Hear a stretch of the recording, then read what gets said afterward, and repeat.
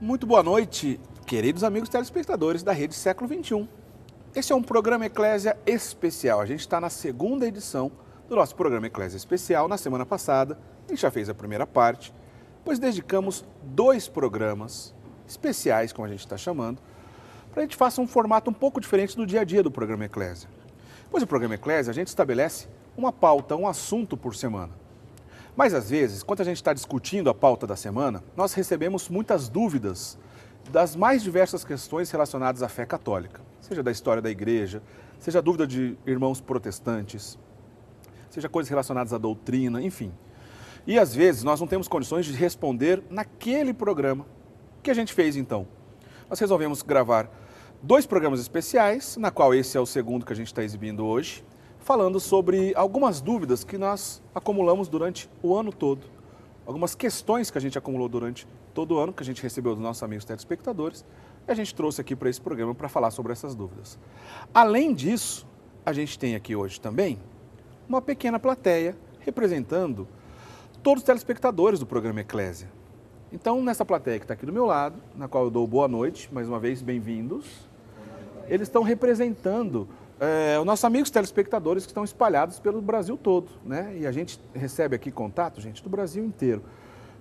E eles podem, inclusive, interagir conosco, fazendo pergunta. Daqui a pouquinho eu vou perguntar se já tem alguma pergunta aí engatilhada para a gente começar a nossa conversa. Porque aqui do meu lado esquerdo, eu tenho 2 sacerdotes que sempre trabalham conosco aqui no programa Eclésia. Um é o Padre Guido Montinelli, que na maioria das vezes está aqui conosco, que é o comentarista oficial do programa Eclésia, e também o Padre Wander Maia. O Padre Wander é da Diocese de Santo Amaro, lá em São Paulo, e o Padre Guido Montinelli é sacerdote rogacionista, que mora na cidade de Bauru. Mais uma vez, bem-vindos. Boa noite, Padre Guido. Boa noite, Padre Wander. Vamos trabalhar mais? Certo. Boa noite, Eric. Boa noite, prezados amigos, telespectadores. Com grande alegria, estamos aqui mais uma vez, procurando ajudar as pessoas a entender como é bom conhecer a palavra de Deus, a doutrina da igreja, a alegria de estar em sintonia com o magistério da igreja e fazer com que esta palavra de vida eterna se transforme em gestos concretos da nossa fé. Padre Wander? Olha, Padre Guido, mais uma vez uma alegria estarmos juntos aqui e obrigado pela sua atenção, a você que nos acompanha mais esta noite, nesta jornada, tanto aqui quanto em casa. Vamos para frente. A gente, em diversas ocasiões, a gente tentou fazer um programa com o Padre Guido e o Padre Wander juntos, mas agora a gente teve essa oportunidade, a gente agradece a Deus por ela e vamos então aproveitar e vamos trabalhar. Bom, vamos fazer o seguinte, para começar a nossa conversa, eu vou botar uma questão aqui que a gente recebe em diversos programas, toda vez que a gente lida algum assunto relacionado a Nossa Senhora, questões do purgatório, ou até mesmo questões do papado, a gente recebe, quando a gente trata desses programas, a gente recebe muitas perguntas dos nossos irmãos separados, nossos irmãos protestantes, na qual todos são bem-vindos, tá? Se você, de repente, está assistindo o programa Eclésia hoje e você não é católico, saiba que você é bem-vindo a assistir o nosso programa. Mas aqui a gente trata da doutrina da Igreja Católica. Somos católicos, nós queremos que você conheça, inclusive, o que a Igreja pensa, sem lendas ou sem interferências de opiniões, da maneira que a gente conseguir refletir o que a Igreja pensa. Então, a gente, às vezes, recebe perguntas de nossos irmãos protestantes e essa aqui é uma dessas, né, que sempre vem aqui para a gente, na qual eu vou perguntar tanto para o Padre Guido quanto para o Padre Wander. Constantino, o imperador Constantino, foi ele que fundou a Igreja Católica, Padre Wander? Quando Constantino se converteu, quanto ao alcance da sua conversão, Eric, lá no século IV, não vamos entrar nem nesse pormenor. A Igreja não o declara, não o reconhece como santo, não, Padre Guido, não é? A mamãe dele é santa. Santa Helena. Santa Helena, que é a mãe de Constantino. Maravilhosa. Aí os frutos, quer dizer, no céu abundantes, mas os frutos da vida de Santa Helena, meu Deus. Agora, sob hipótese alguma, a igreja foi fundada por Cristo. O reto estudo do texto do Evangelho não deixa dúvida. E já desde esse primeiro momento, quer dizer, quando a igreja, enfim, se estabelece em Roma, ali na pregação de São Pedro e de São Paulo, e Pedro derrama o seu sangue em Roma e rega as sementes da sua pregação com seu sangue, cravando ali a cruz do Senhor, literalmente, até porque foi crucificado de ponta cabeça, não, Padre Guido? Sim. Né? Ali cravou.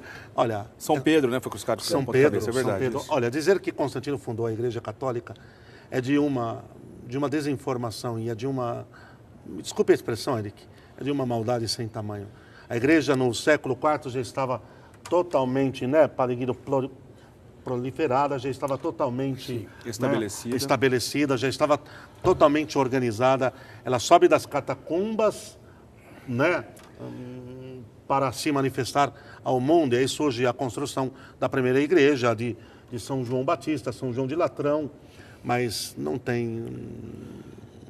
Padre Guido quer completar? Sim, exatamente. Quando se fala de Constantino, tem, porém, um lugar de destaque na história da igreja, porque Constantino deliberou a liberdade de culto. O chamado Edito de Milão, o senhor está dizendo? O Edito de Milão veio alguns anos depois, quando depois a religião cristã foi declarada como religião oficial do Império Romano. Peraí, para ficar bem claro, quem fez isso foi o imperador Teodósio. Exato. Quem estabeleceu a religião cristã como religião oficial do Império foi Teodósio. O que Constantino fez foi apenas... dar a liberdade de culto. A chamada paz de Constantino. Exato, certo. Aqui, sim. A paz de Constantino. Então, tá certo. E, naturalmente, a partir daquela liberdade, foi aí que os cristãos deixaram nas catacumbas, começaram a ter o pleno exercício das suas atividades até ministeriais, né? E, digamos assim, a religião começou a ser difundida cada vez mais, certo? E a mãe, que é santa, logo tomou uma medida muito inteligente e divinamente inspirada. Ela mesma, estando lá em Jerusalém, fez questão que fizessem escavações no lugar onde se pensava que tinha acontecido a morte de Jesus e conseguiu recuperar a cruz de Jesus, o letreiro com escrito Jesus Nazareno, Rei dos Judeus, pregos da cruz de Jesus, etc., né? E trouxe tudo para Roma, que hoje está tudo na igreja de Santa Cruz, chamada de Jerusalém, mas em Roma. Portanto, graças a esta mulher, nós temos estas relíquias preciosíssimas que prestigiam a história da nossa vida cristã. Essa história de que Constantino fundou a igreja, na verdade, quer forçar a barra de uma maneira que não tem liga nenhuma, meio que para excluir a sucessão apostólica que já aconteceu antes de Constantino, né, que veio desde de Pedro, especialmente negar também a primazia do bispo de Roma, né, do papado.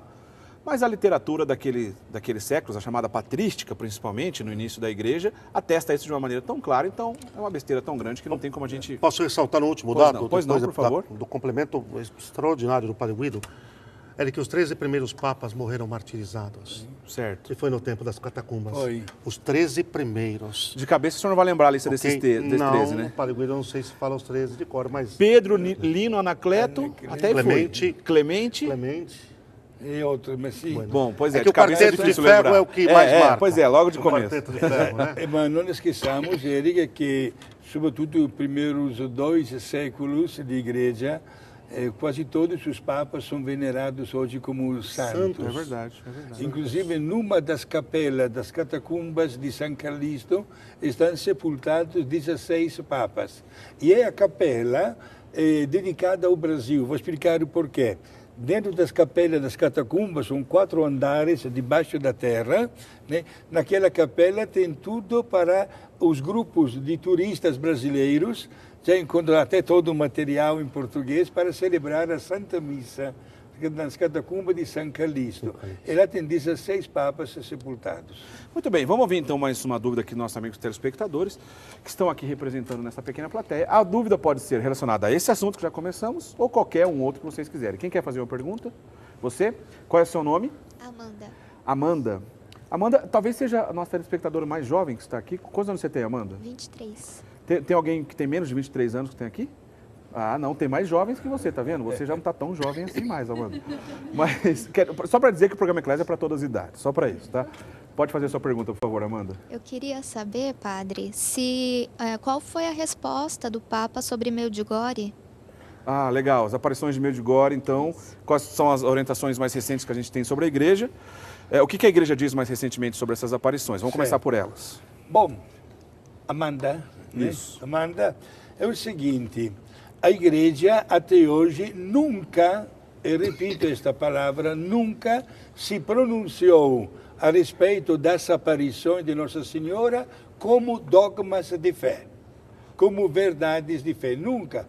Mas, padre, o Papa foi até Lourdes, Fátima, outros santuários. Sim, onde se reza, onde uma pessoa se converte, a igreja nunca colocará nenhum obstáculo, certo? Agora, a respeito das aparições de Medjugorje, que são dezenas de anos que acontecem até quase que diariamente, né, a igreja usa a dinâmica da prudência. Não é um ceticismo negativo. Sendo que as aparições estão ainda continuando, a igreja é muito prudente. Aonde se reza, repito, não dirá nunca, não é assim. Deixa a pessoa à vontade. Eu estive lá em Medjugorje, gente, eu passei uma tarde inteira atendendo as confissões. A igreja nunca poderá impedir uma pessoa de confessar-se. Se uma pessoa se encontra bem com Deus, terá sempre a liberdade. Mas não é motivação suficiente para definir aquelas aparições como verdades de fé. Bom, na verdade, o que o senhor disse é bem interessante.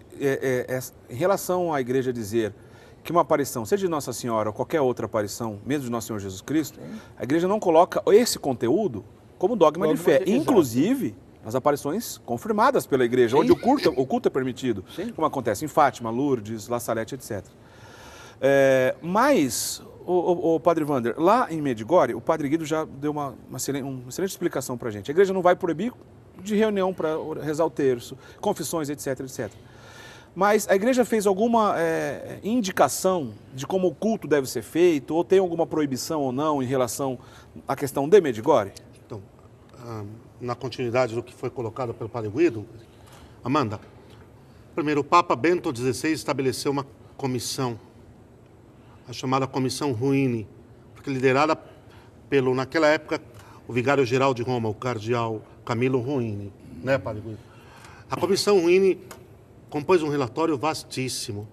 O relatório foi entregue ao prefeito da Congregação para a Doutrina da Fé, o Gerd Miller, o cardeal, né, Gerhard Miller, Gerd Miller. E os estudos estão prontos. O Papa respondeu isso no trajeto de volta da Croácia, o Papa Francisco. Ele disse que as providências estão tomadas, vai haver um parecer final da Congregação para a Doutrina da Fé com os estudiosos, e ele, com muita simplicidade, ele disse que vai se basear neste parecer, né? Quer dizer, no aconselhamento dos peritos dos eventos. Agora, Padre Guido, com todo o seu vasto conhecimento e experiência, sabe melhor do que eu, do que nós, que aqui valem, acho que, 3 últimas coisas. Me permite? Flecha? Vamos lá. Primeiro, Jesus disse, pelos frutos se conhecereis a árvore. Os frutos em Medjugorje são abundantes de conversão. O Padre Guido passou lá uma tarde, uma manhã, confessando, pronto. Segundo, a igreja sempre dá um intervalo, um tempo. No início, Lourdes é uma coisa impressionante. O próprio cura d'Ars, o grande São João Maria Vianney, a priori teve dificuldades em aceitar Lourdes, mas depois a própria Imaculada Conceição se manifestou a ele e aí foi um abrir dos olhos. Mesmo Fátima, demorou muitos anos para ser aprovado. Mesmo Fátima, né? E no terceiro momento, a fidelidade e a obediência à igreja, que agora pede o silêncio dos videntes. Agora pede, o cardeal, prefeito da Doutrina da Fé, o Gerd Miller, disse que agora um tempo de silêncio. Isso é maravilhoso, porque se estivesse provando os espíritos, o espírito da verdade vai se manifestar aí. Se eles obedecem, já é o triunfo da verdade. Bom, então existe uma recomendação pelo cardeal Miller, que é o prefeito da congregação, o órgão máximo do Vaticano, Congregação Doutrina da Fé. Congregação para a Doutrina que antigamente da Fé. era chamada de Santo Ofício. O antigo Santo e já há Ofício. muitos anos tem esse nome de Congregação para a que Doutrina o cardeal da Fé. Ratzinger governou durante mais de 20 anos. É verdade. Então há uma recomendação dele para que os videntes não se Agora manifestem tempo de publicamente. silêncio, É isso? né, padre? Amanda, quero ouvir um pequeno testemunho. Naquele dia que estive lá com 97 brasileiros, após ter jantado, e cada um foi para o seu quarto, lá no hotel, o proprietário, era uma senhora, uma proprietária do hotel, me chamou e falando em alemão para mim, me perguntou: padre, o seu grupo amanhã almoça? Eu respondi: sim, senhora, está no contrato, que nós sairemos daqui do hotel às 5 horas da tarde e o almoço está incluído. Mas perguntei, por que a senhora está perguntando se já está no contrato? Ele me respondeu, padre, amanhã é sexta-feira e aqui em Medjugorje, de sexta-feira, ninguém come. Jejum. Ficamos todos, eu chamei todo o pessoal e ninguém comeu, mas ninguém morreu por isso. Por quê? Porque Nossa Senhora está pedindo o jejum 2 vezes por semana, quarta e sexta. Olha que depoimento. Quer dizer, a revelação oficial, que a igreja aceita como oficial, que a igreja não só aceita, como ela ensina e é guardiã dessa revelação, se encerra com a morte do último apóstolo de Cristo. Sim. Né? Agora, no decorrer da história, o próprio Deus pode vir em nosso socorro para que aprofundemos um ou mais pontos da doutrina revelada, oficial. Agora, quando acontece uma revelação particular, que se trata de revelações particulares, que a gente está dizendo, mesmo que a igreja reconheça o culto, a igreja nunca, como o senhor começou a dizer, nunca vai determinar que o conteúdo daquela mensagem passe a ser dogma de fé, porque a revelação ela já é encerrada. Sim. Agora, a igreja vai avaliar, é claro, se dentro dessas revelações não está ao contrário à doutrina da igreja, porque daí, nesse caso, a igreja não vai reconhecer nunca, né, Padre Guido? Exato, e é muito rigorosa a igreja quanto ao conteúdo das mensagens. Né? Inclusive, é bom, Henrique, que os nossos amigos saibam que até quando se faz um processo de beatificação de uma pessoa, uma parte do processo é dedicada aos escritos, a tudo que aquela pessoa escreveu para que o conteúdo seja sempre conforme a doutrina da igreja. No caso prático, a mensagem de Nossa Senhora de Medjugorje, inclusive numa linguagem até, digamos assim, não das mais felizes, tem lugares que dizem que Nossa Senhora é carteira, porque todos os dias, às 4 horas da tarde, tem uma mensagem para entregar, como se fosse uma carteira, né? Mas deixamos, talvez, não digo a brincadeira de mau gosto, mas este apelido assim. Porém, as mensagens estão sendo analisadas. E, naturalmente, agora o Papa pediu este religioso silêncio, que faz parte, inclusive, da metodologia da Igreja. Não pensemos que o silêncio seja um castigo, mas é uma maneira de fortalecer ainda mais a fé em Deus e em Nossa Senhora, que como verdadeira mãe não cansa de chegar perto dos seus filhos, que somos todos nós. A nós, resta a gente aguardar. Vamos aguardar o que a igreja vai dizer nos próximos meses ou anos, lembrando que a igreja trata e sempre lida com assuntos atemporais. Então não precisa ter pressa, porque a verdade é eterna e uma hora será clara para todo mundo. Não é isso, Padre Wander? Perfeitamente. Vamos para um primeiro intervalo então, porque daqui a pouquinho a gente continua essa conversa, a gente já foi um bloco. Você não sai daí, a gente volta já conversando com o Padre Wander, com o Padre Guido, sobre temas livres. Vários temas relacionados à fé católica. Nosso programa Eclésia Especial de hoje é assim, tá bom? Sai daí, a gente volta já.